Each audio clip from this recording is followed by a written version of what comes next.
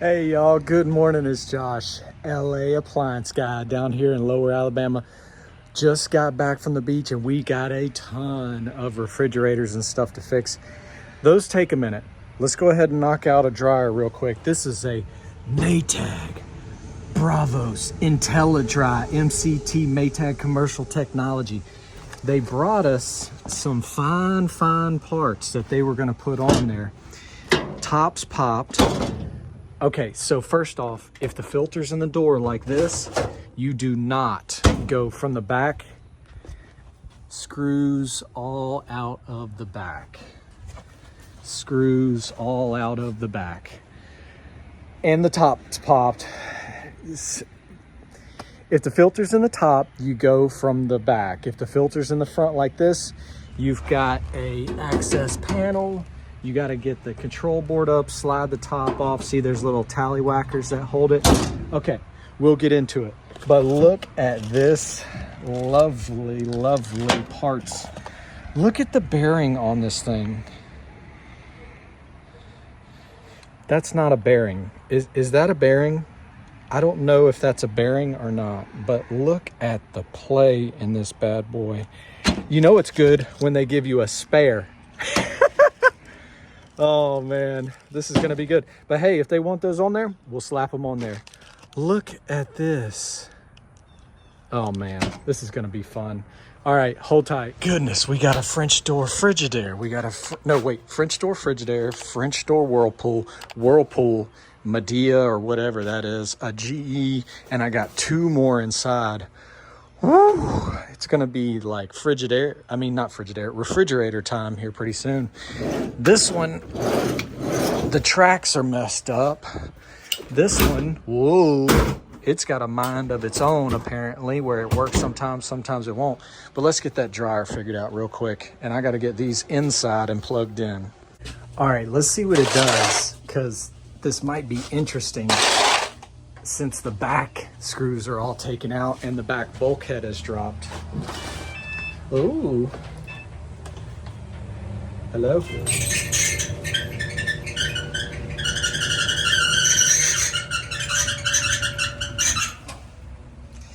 Yeah, we likely got a bad pulley.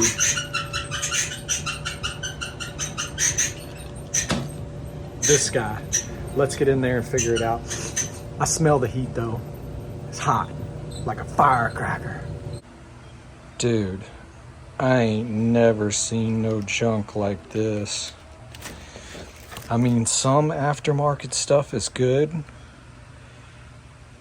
but that is, wow. Okay. I mean, a belt's a belt most of the time, but that is not gonna do it. Maybe for a little while. Alrighty, so these units have little access panels here at the bottom. So you hit the little tallywhacker right there and pull the front to you. Come on. There we go. There we go. Oakley dokley. So, there's our pulley over there. That's likely our little noise culprit. See if we can get some light on this thing. Oh, they went a little farther than the back. Okay, that's the moisture sensor. Yeah, can't tell. Sometimes you'll see some pulley dust. But let's go ahead and get the top up and get the front off. Ooh, I'd be struggling. Just a few days of being at the beach. I didn't want to come back. Okay, so there's little taberinos here and on the other side to get the control panel up, or you can just take this, and these off, lift it up, slide it forward, and that's how you release the tabs from the top right there. There is no hinges, so don't drop it, but then we got to get this front off. Door switch. You can take it loose from here, or you can get some wires loose right here, and then we'll take it loose and roll it around. Oh, come on. Come on. We'll deal with it in a second. Boop, boop. Boop and boop.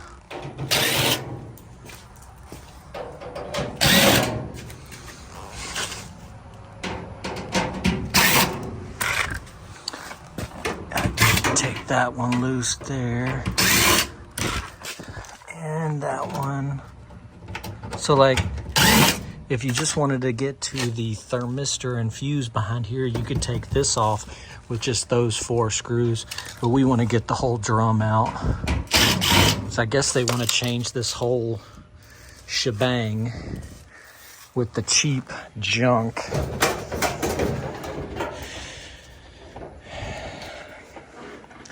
Okay, maybe I should have just took it loose right there. Sometimes these little plugs on the door switch want to fight you. There's little tabs that keep it retained, but they do give you enough wire where you can swing it around. All right, there's our whole front bulkhead and door section. These rollers are good.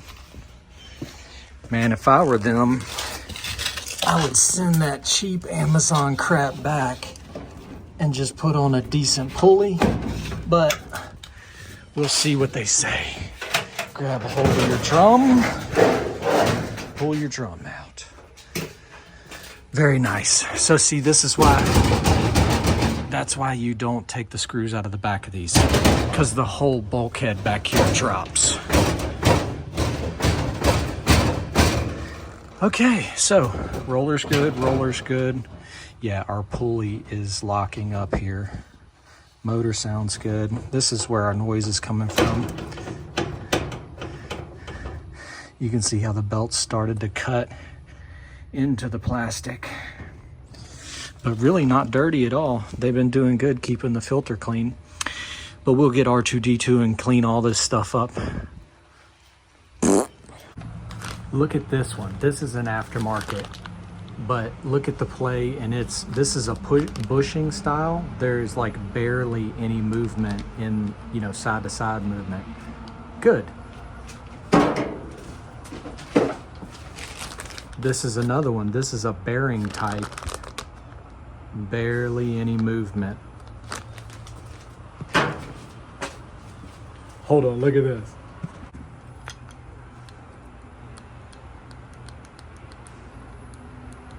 Look at this.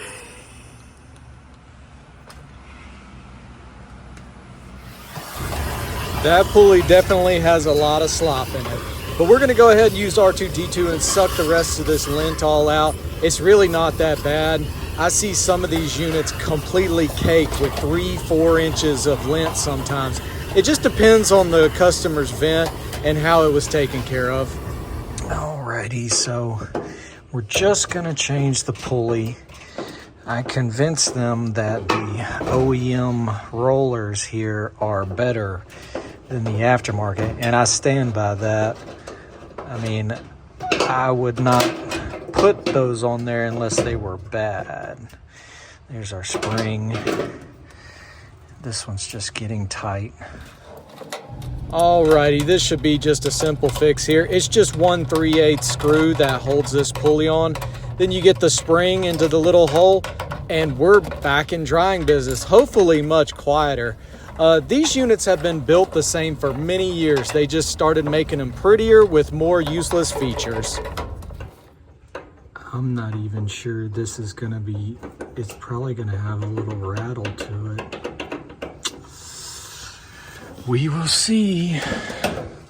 Oh yeah, I almost forgot to say, this is your thermal fuse. If the dryer's dead, the thermal fuse is sometimes bad.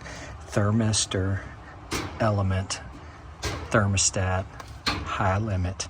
All of these should have continuity. If you're not heating, this is some of your problems right here.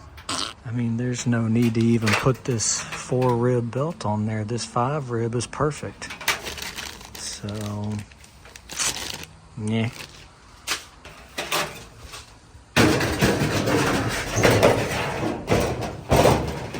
It's all in the hips.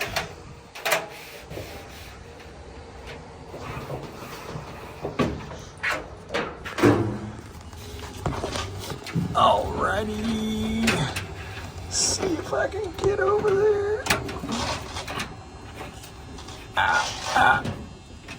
Oh, missed my pulley. There we go. Yeah.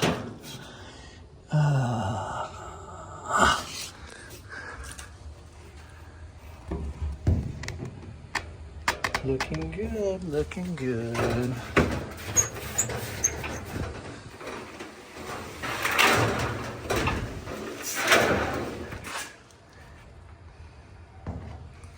I almost forgot. Wait, he gave me screws. I got some self-tappers just in case. Ah, here we go. These must be the back screws. Yeah.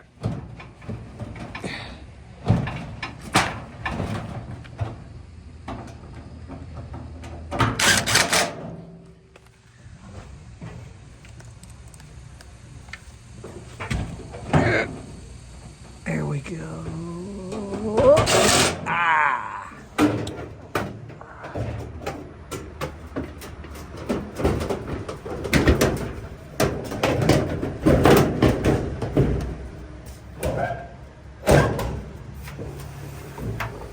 All right, door switch. Coming.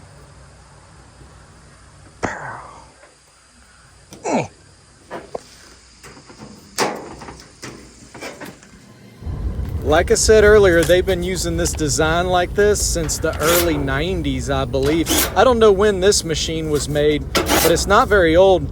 But all they did was put a nice, pretty electronic control that sings you a jingle on top. But we fixed a 1995 Kenmore like a month ago that had the same element, same pulley, same motor, blower, everything. It's just prettier. All right, I'm gonna bend these babies back up just to here so we can catch the top.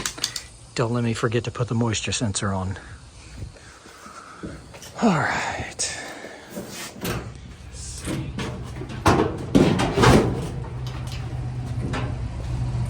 Did you see that? You kind of lift it and pull it forward and slide it back till it drops down. Then we'll have to put the rest of the screws back in the bottom. In the back. Alrighty, we should be about lined up with the rear bulkhead. Two of them, one on each side, will get it up and lifted. Another one. One more on this side. Ouchie wouchie, looks like they dropped it on the back here. Another one. There we go. Everybody says I'm rough with them. Last one. Almost forgot the most important one.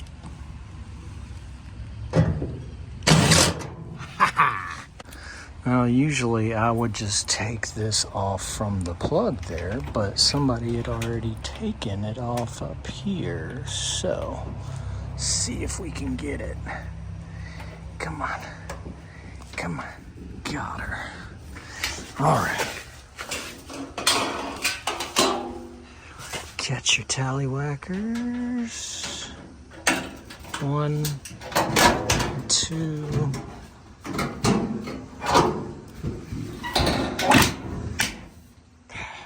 Let's see what she does now. I don't have much faith. Don't have much faith. Quiet. Wow.